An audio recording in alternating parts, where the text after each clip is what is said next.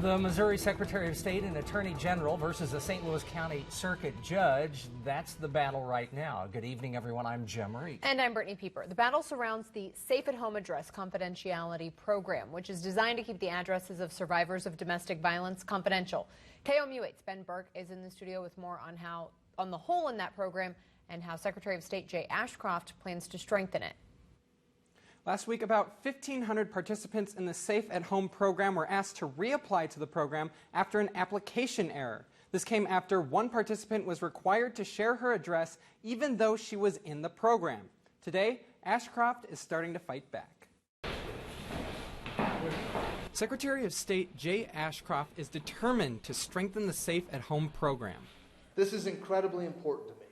This is a service we provide to protect some of the most at-risk, most vulnerable citizens of our state. The issue with the program was that the application did not include a sworn statement about the abuse as required by Missouri law. Attorney General Josh Hawley filed an emergency motion to intervene on the case that brought this issue to light.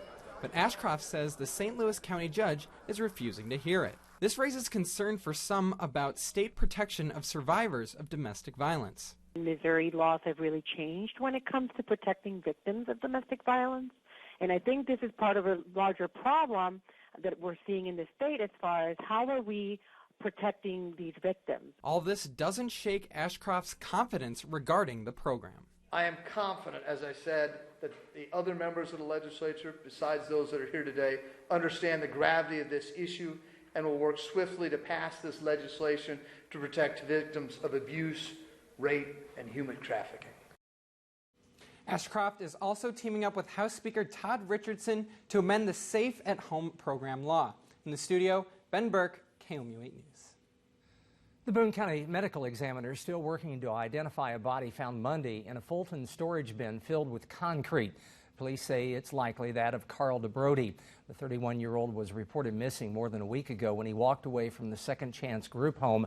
Police searched the woods. They used a drone and tracking dogs to find him. They say there's a chance DeBrody's remains were in the storage unit for months. Investigators hope to come up with a timeline. Fulton police followed more than 150 leads. We are still waiting for the autopsy results. A report released today highlights MU for its Civil Rights and Title IX office along with its Green Dot program. KOMU 8's Justice Henderson's in the studio with what the directors of those programs had to say. I met at Jesse Hall today with the assistant provost of the Title IX office and the head coordinator of the RSVP Center. In the last 2 years, Mizzou has made great efforts to increase efforts to combat sexual violence. An AAU report today proved that those efforts have been effective.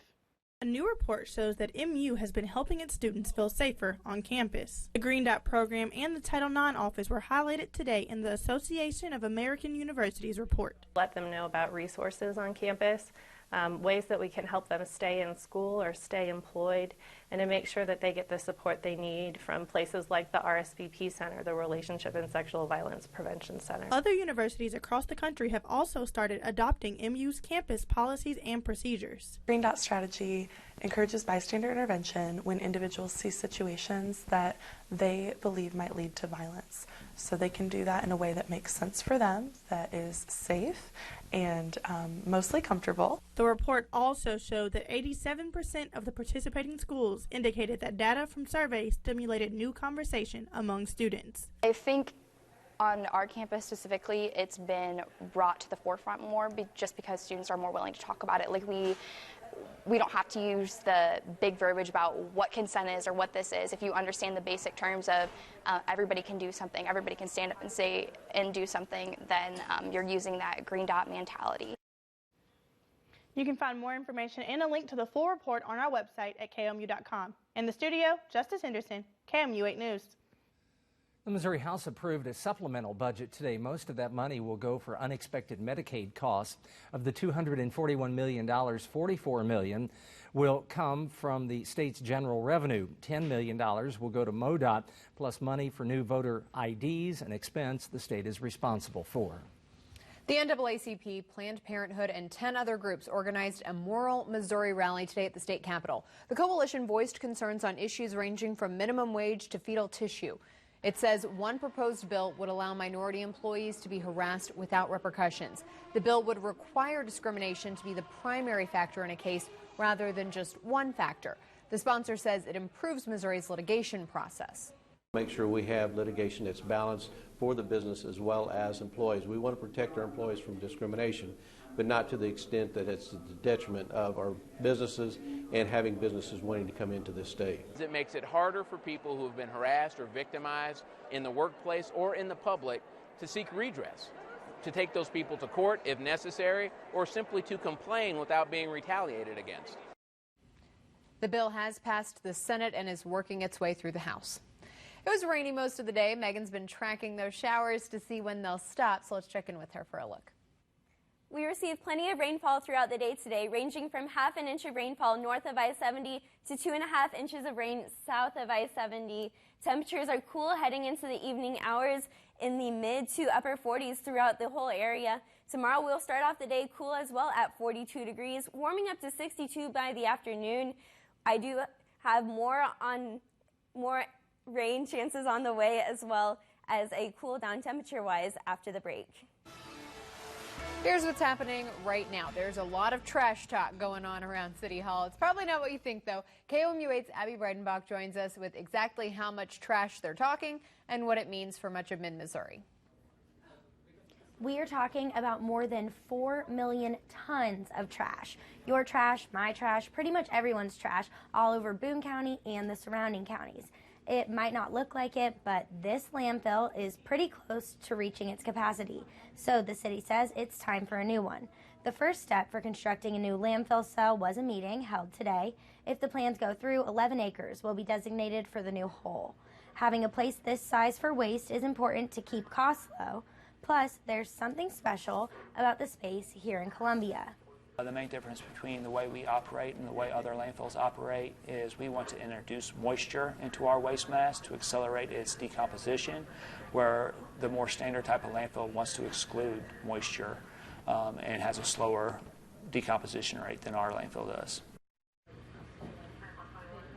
The next stop for the plans is a city council meeting in June. White says they should be unopposed and construction is set to start in September. Reporting in the newsroom, Abby Breidenbach, KOMU 8 News.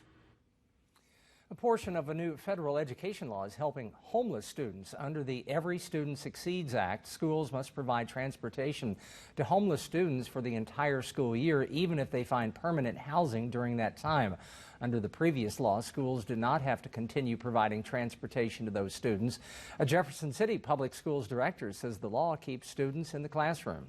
It just provides one more financial support and stability to make sure kids have an educational experience that's not impacted by that.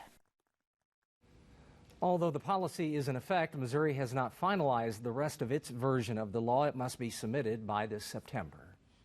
A Jefferson City Medical Center hosted a language workshop tonight for parents with young children who have language and speech difficulty. Speech pathologists from Capital Region Medical Center taught parents about language development in children and what to expect from their kids based on their age. They also taught parents ways to help their kids at home. A lot of it is play-based therapy. A lot of kiddos initially learn their language skills and everything through play. I think a lot of people don't even realize that that's a big area. Workshop came right before Better Speech and Hearing Month in May, which celebrates speech pathologists and their parents. 4 people brought together in the most unlikely of circumstances. 2 of those people, both mid-Missourians, were recognized at the national level. And MoDOT promotes motorcycle safety. That's coming up.